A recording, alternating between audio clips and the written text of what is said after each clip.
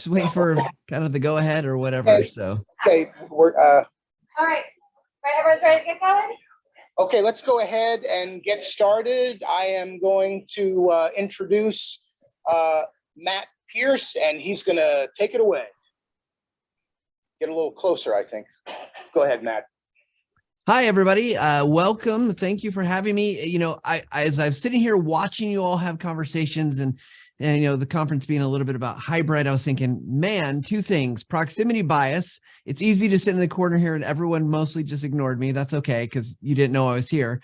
But two, FOMO. Raise your hand if you don't know what FOMO is? Anyone not know FOMO? FOMO, fear of missing out.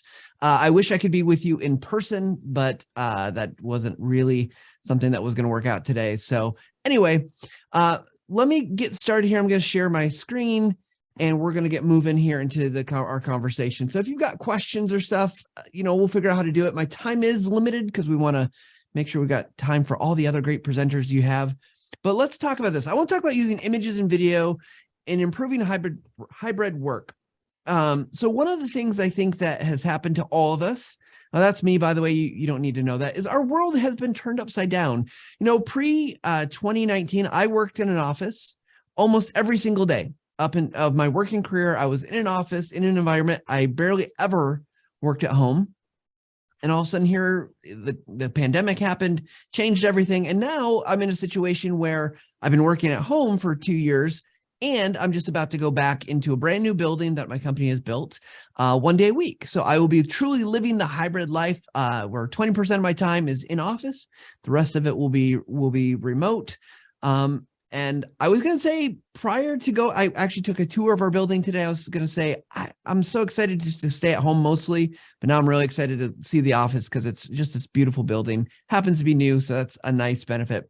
But for most of us, our world has got turned upside down. So how do we continue to communicate, train, involve our employees, staff, whatever it might be as for our role? And so let's take a look at some of the ways we can do that. So if you pull out your device, you're going to you can scan this QR code, or you can go to slido.com and put in this number 3006410, no space needed. We're going to be able to participate in a poll. I'm going to launch it right now. So it should, are you able to see that poll? Can I get a yes or no? Yes. Can you see you can see the results on the screen? No, Or no? Okay, so let me stop sharing the screen and do some fancy footwork here, because when I shared my screen, I was able to do it, and I can now see the results on my handheld device. Okay, you can see it on handheld. We'll go with that right for now. Okay, so how many are in the room approximately? It's hard to tell from my camera view. I'm going to say 30. 30. Okay, we're at 19. Let's see if we can get to one more, but you can see, what's your current work situation? Are you fully remote? Are you kind of someplace in between? So it looks like of the 19 of you that have responded, most of you are fully remote, which is cool.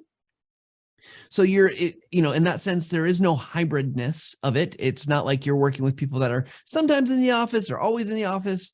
And I guess they could be something different than you, but a lot of us are working remote. Some of us are, in the office a lot, 20% saying mostly. Okay, that gives me a good sense. Let's actually move to the next question. And let me bring that down, share my screen again here. I'm going to change this a little bit around. Let's go desktop 1. And then I hope this will work as I launch this next poll. So the next question, same, should be there. It's, how satisfied are you with your current working arrangement? Super curious. Are you very satisfied, somewhat satisfied? For those who are working in the office full time, is that like a thumbs up, or are you like me kind of before today thinking, gosh, I really want to be working at home? The pandemic in that sense wasn't a negative thing.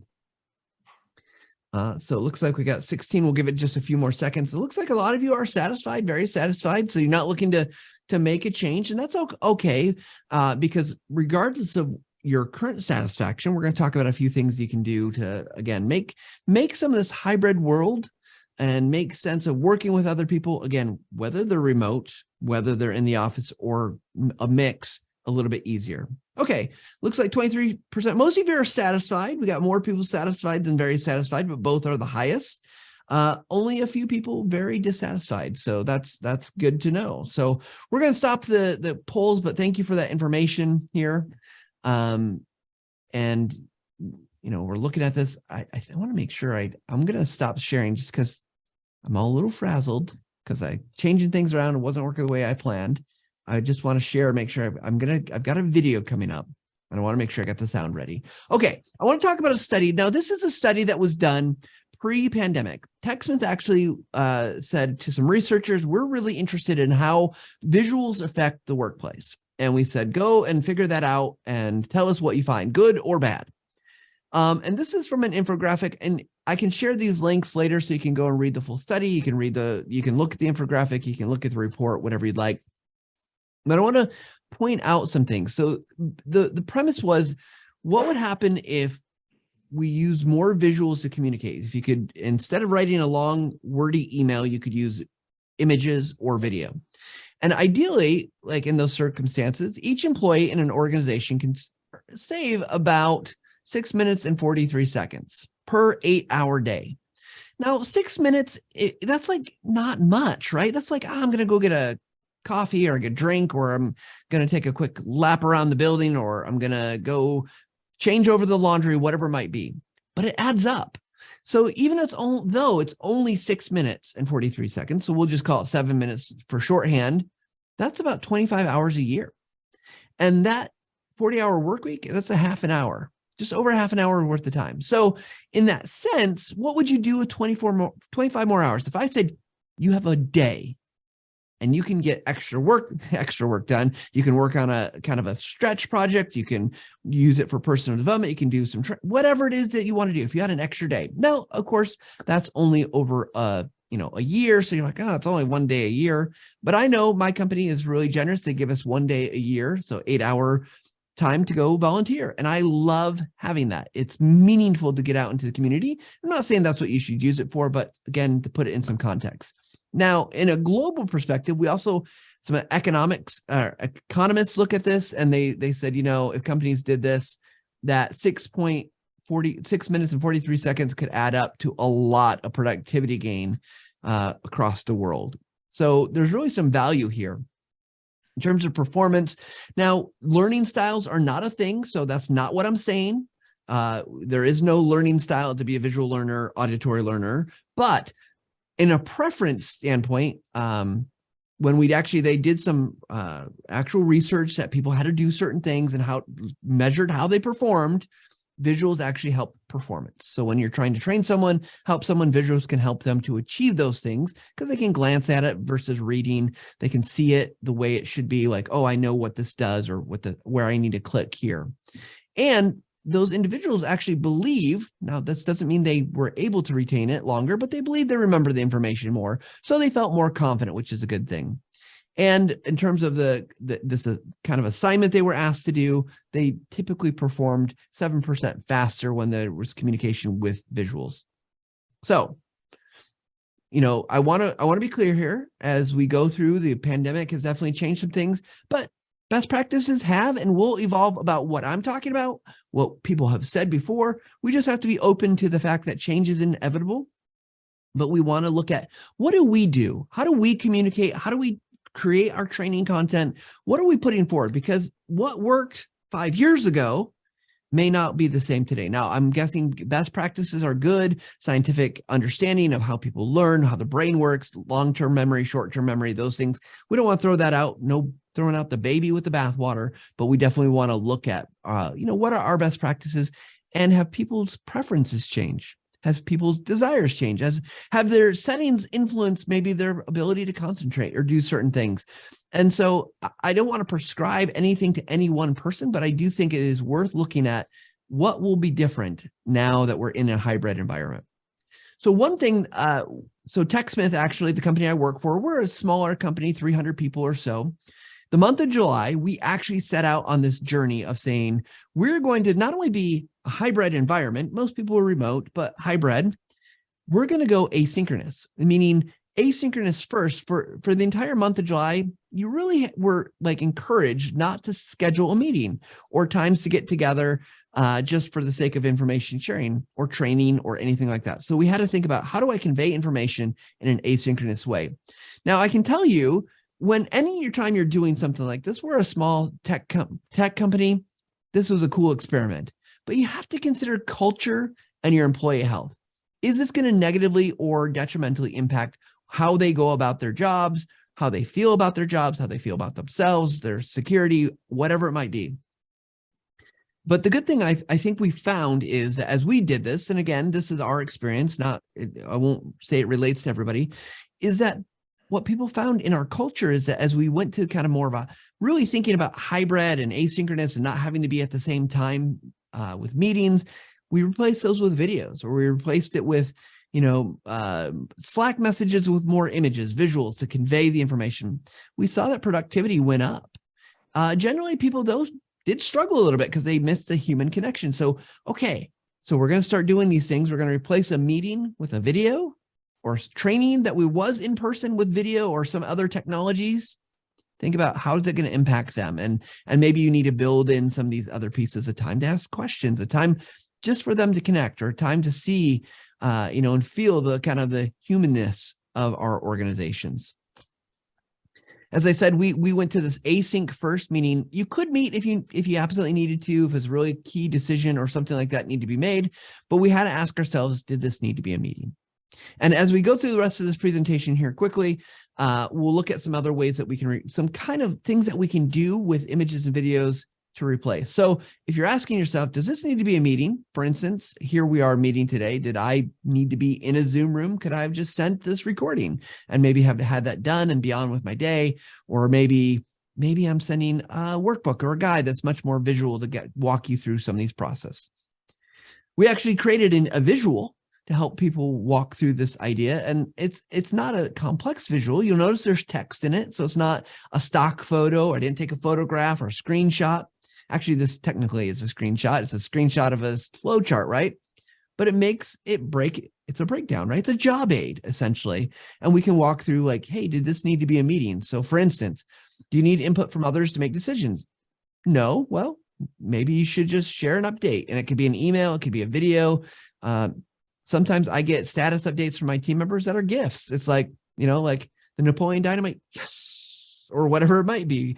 If it does need other decision makers, do you expect a lot of discussions or questions? No? Okay. Well, let's see. And we can go down here. So you can start to follow that through. And a lot of times what we found is that when it comes to information sharing, especially with the broadcast, you don't have to have a meeting. But when you're looking for input, you're looking for feedback, you want to get people together, you want to have those conversations. And the nice thing about those things, when it's not a meeting, it's a video. I watch those at 1.5 to 2 times speed. So it's taking me less time. Let's say it's a 10-minute share out. I watch it in 5 to 7.5 minutes and I'm through it. I can make notes of things. I can go back to it and review it if I need to. And a lot of tools now, you'll have what we call conversations. So you can actually put comments right in the video right there. So the person that created it can see that and then respond to it.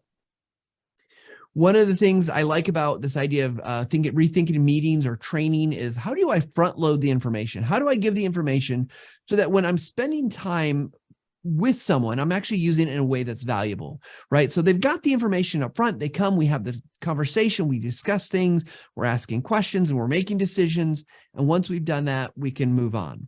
But, that takes a little prep work. And you're probably saying, well, Matt, I don't have time to make a video. I barely have time for everything in my schedule right now. Well, think about this. You're already going to prepare for that meeting. At least you probably should be preparing for those meetings or that training, or again, whatever medium, kind of thing you're trying to convey. You probably, if you have slides, that's your content, you and the slides. If it's a document, walk through the document, take a screen recording of that. Maybe it's just you want to convey something that, hey, we've changed this policy. I know there's lots of questions about it, blah, blah, blah, blah, whatever it might be. Front load the information. That way, when you get together, you're focused on the things of most value. So here's a couple ideas about that, clarifying communications where images and videos can come into play. Particularly, I think it works if you're working with the training team or learning development teams. I think this works. So for instance, replace with videos, one-on-one project feedback. So someone's creating an e-learning course or some kind of module, you're in charge, you're reviewing it. Maybe you're the manager, maybe you're just a peer. You can make a video, and that video is going to convey not only the feedback, here, you need to fix this. Let me show you with my mouse cursor circling, this is not quite right. You can also convey tone. So are you wishy-washy, or like, this is wrong? And they're going to hear it in your voice. They're going to see if your camera's on, they're going to see your face and like, oh, Matt's smiling, it's not that big of a deal. Or like, oh gosh, Matt got that look. And when Matt gets that look, we need to work on it, right? So whatever it might be. If you have some more informal training in your organization, like, hey, how do I put a GIF into Slack again? Or how do I do some simple thing in PowerPoint, like add the morph transition? What does it do? It's not a formal training. It's more of an answer to a question. Those are great. Maybe you got project demos or tutorials that you're building about your software, or how to use certain tools inside the organization. Maybe it's just an update. I actually do this one a lot. I have several different areas I'm responsible for, so I'm often sending updates like, hey, let me tell you about TechSmith Academy. Here's how the last month looked. Here's how, number of people came through and used these different courses, whatever it might be, versus, hey, let's all get together. Or let me send out a long email. If I do have an email, maybe I'll throw in some screenshots to make it much more visual rather than typing out like, 3,000 people, Let me show you the graph that shows growth or decline or whatever it might be. For enhancing with visuals, onboarding materials, obviously, someone's coming new into the organization. I actually was in a session at Training Magazine's conference last week with several large tech companies, and they talk about onboarding starting well before the person actually their first day. And I thought, how great to get them oriented kind of visually with some things that they're going to come to expect. Like maybe some pictures of the first day. Maybe it's, arrows showing them where they need to sign certain documents, or helping them understand where to go to get their benefit information, things like that. You can enhance, let me go back, business proposals, wireframe, product mockups, anything you put your kind of imagination around, we can enhance with visuals, help people to see what we're talking about. It's a clarifier. It's an enhancer. And sometimes that's all you don't need much more than that to really make an impact, to have value add to what you're talking about. So you might have seen this pop up when I accidentally clicked, but let's ask this question. Are you currently using images or video already to supplement your work? So let me go ahead and launch that poll. If you go to that QR code, you should be able to see the results coming in. Just really curious here if anyone's able to do this. If not, I totally understand. Maybe it's new, or maybe going back to the culture. Maybe your culture is like, ooh, we don't share videos, or maybe there's security reasons why you'd have to work through like, hey, IT, can I share a video of my PowerPoint presentation? There's nothing sensitive in it, but a lot of you are already saying yes, which is awesome. So 68% of you, now we're down to 65. Some of you are no. We probably don't have time at this juncture, but I'd love, at some point, if you want to connect with me, my Twitter handle's there. I'll give you my LinkedIn information, my email at the end of this. I'd love to hear, like, what are the barriers that you're facing? Why, maybe you just like, Matt, this is dumb. I don't buy it. Okay, that's cool. I'd love to know that. Or maybe you're seeing other reasons in your organization. So here we are, 21 people, 71% of you said yes, 29% of you said no. All right. Let me stop that one. Okay. Here's I just want to go through I've got about 10, 15 minutes here. I'll try to leave a little time for questions. Talk about some other ways we can enhance. Now, we talked a little bit about feedback, and I want to be clear again that it's specific and direct. I have had a lot of opportunities in my career to get feedback from individuals. And I think the thing that I love about getting video feedback is just how kind of concise it is, right? I might ramble a little bit, but I know at the end of it, this is what it is. I don't have to interpret. Like, what does that red mark mean? Or what were they thinking? Is this a must change, maybe change, or something just doesn't feel right, kind of that intuitiveness of it. So I definitely like it as a specific and direct feedback delivery mechanism. Okay, next up, I just threw this in here because I often have my to-do list or status updates. We work in a kind of an agile framework. If you're not familiar with agile methodologies, basically it's a way to project manage your work. And so, if I have all this stuff here, and we actually give updates, and my team about 3 times a week. 2 of those, really, we have 3 meetings. One on Monday that's in person. We get to, hey, what are we working on? What did you work on? What are you working on? And what is, it's stopping you? What's kind of an impediment? And midweek, we just do it via Slack, and that could be that's text or video. And then the end of the week, we do usually like a planning meeting 1 week, because we do 2-week planning. So we plan the first time, we go say, hey, are we going to do this next week? And then the second week we do a demo, and that demo can often be a video.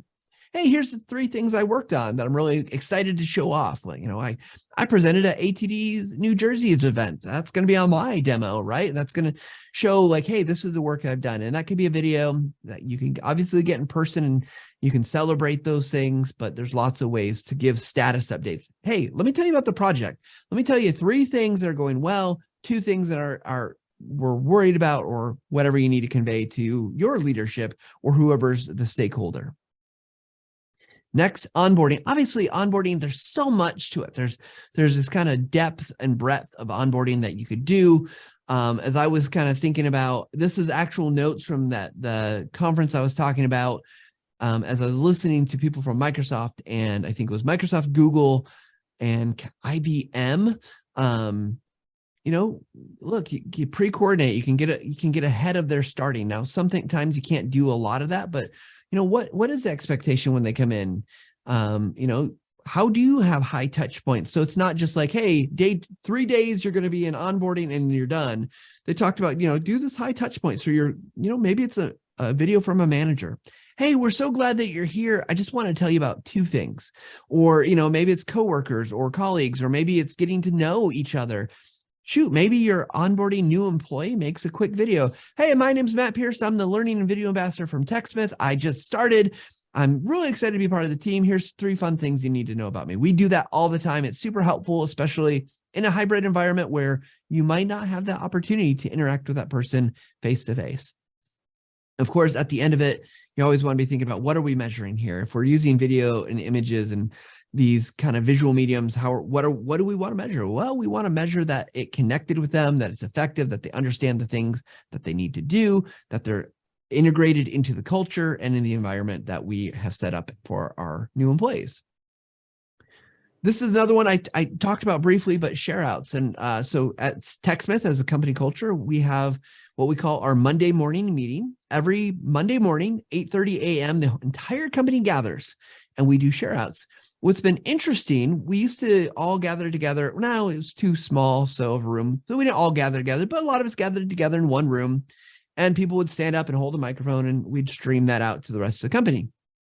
Since the pandemic, that we couldn't do that. We still do them in person in Zoom, but what I've noticed is, instead of people presenting like real time, hey, let me chit chat, because it's 30-minute meeting and it's really an expensive meeting. Most people make a video. And that way they can control not only the information they say, how they sound, what it looks like, but they know it's going to be 7 minutes. If they get 7 minutes to present, they can make sure it is 7 minutes. So I love this for share outs, just kind of broadly from an organizational standpoint. Again, across the teams, what's working. Hey, I want to talk about these 3 things. I might talk to my direct reports and give them a quick video like, hey, I just got done talking to the VP of marketing and our customer success manager. Let's see here's the things that they were concerned about. Let's move ahead with this. So it doesn't have to be real time either. I will say the other great thing about this is I can go back and watch. If I need to take my kids to school or a doctor's appointment, dentist appointment, whatever, the availability of these videos to be later, like I can watch it on my time. Love that. Okay. This should not be maybe a surprise to anyone. You can answer technical questions with video, right? Or with images.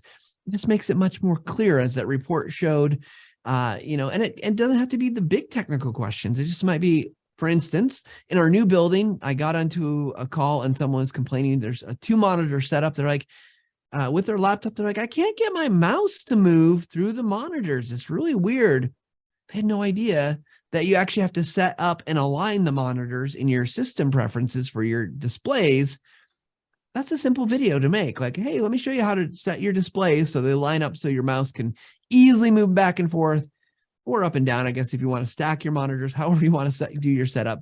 But you have to adjust that. And so that's a quick, easy technical question. Maybe you're going to get lots of questions about your learning module that you built. Maybe it's an interactive, really cool, gamified module. And, maybe there are a few pieces that are tricky or some people are getting stuck on it. And like, oh, they're always getting stuck at this point. Well, you can make a quick video to answer technical questions. Okay, this is just an example video I wanted to show kind of real life. It's very short. It's about 20 seconds. This is one of the ways I've used video inside of TechSmith. Hi, I want to talk about Visual Lounge, kind of what's next, some goals, some opportunities, things like that. This is considering we've gone through about 2 years of content and makes it so now we kind of need to refactor, rethink, not because things aren't going well, but because we want to get better. So here's where I think Okay, I cut it short because I'm not going to bore you with all the details of this. It's a quick PowerPoint slide. I go through some of the data. I go through some of the goals that I'd like to see set and like how I think we can achieve those, why I think, like some of them are stretch goals, what I think the impediments are going to be to getting there. But it's that simple. And, so I didn't do anything fancy. It's just, I'm a little picture in the corner, which it's not needed for learning content. It's good. But I wanted my vice president and the product marketing managers who are going to look at this data and look at this information. I want them to see me. I want to make that connection. I'm real. I've got a real job here. I do real things, and this is important. So that's just one thing to look at.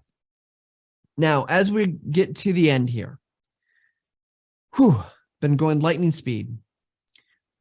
There are a lot of things we can look at and say, like, hey, that looks like a great idea. It seems like that would work. Or maybe you're questioning, like, I don't know I don't know if I buy into that for my culture, my organization, whatever that might be. But the reality is, it's time to experiment and start measuring.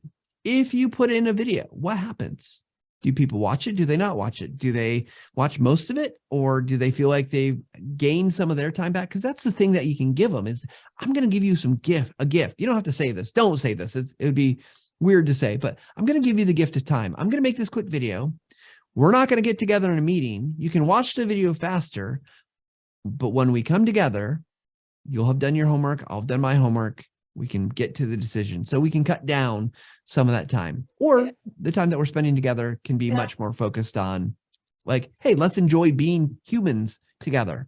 So make sure you're try some things out. Pick one thing and see, how do your coworkers respond? How does your organization respond? And then work on it and make it better and better and better. And you can see where that goes to see how can I enhance my communications, my training, all the different outcomes that I think are going to benefit from using visuals in your communication. Now, before I take any questions or wrap up, I just want to let you about some free resources. TechSmith Academy, completely free, teach you how to make video. If you're like, I don't know how to make video, we'll teach you how to write scripts, how to do storyboards, how to screen record. It's product agnostic. So even if you're not using a TechSmith product or you got something on your computer, you're like, that's what they gave me, doesn't matter. We're going to help you learn how to make video. The next thing is the Visual Lounge. This is a podcast. I interview really great, smart, awesome people. We've had Diane Elkins, we've had Tim Slade. Gosh, the list goes on and on. Clark Quinn. There's a few people probably in the room that I still need to get onto my list to interview and talk to. Free on their favorite podcasting platform and on YouTube. In a couple, like probably late October, I'm going to just let you know, we're going to have a research report that we're going to be talking about that TechSmith has done about our month of going async first.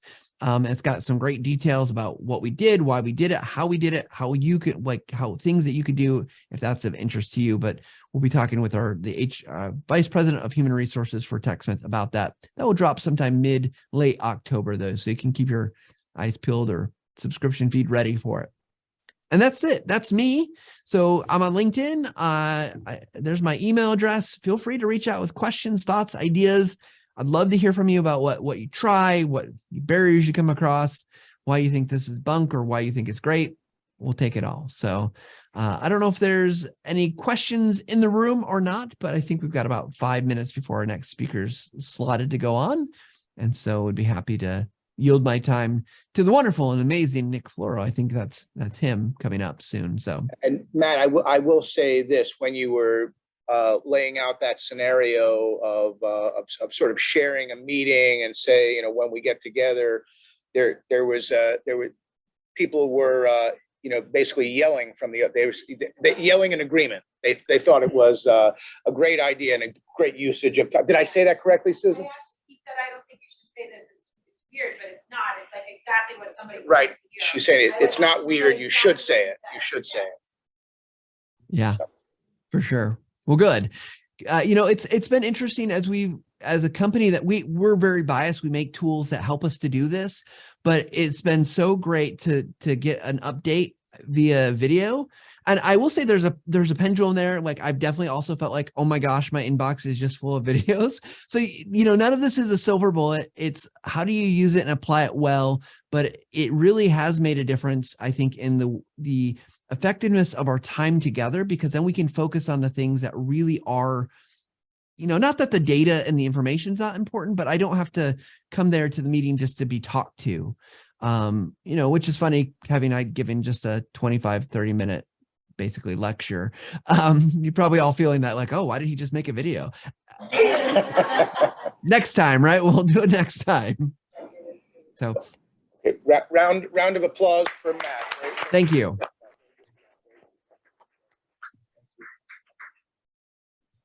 I'm Yeah. actually really excited to hear that report. I think that experiment around and not having the meetings and doing more through video, and I'm really excited to hear what that experience was like and what the results resulted in. I think that's going to be really powerful data that everyone should really be looking for.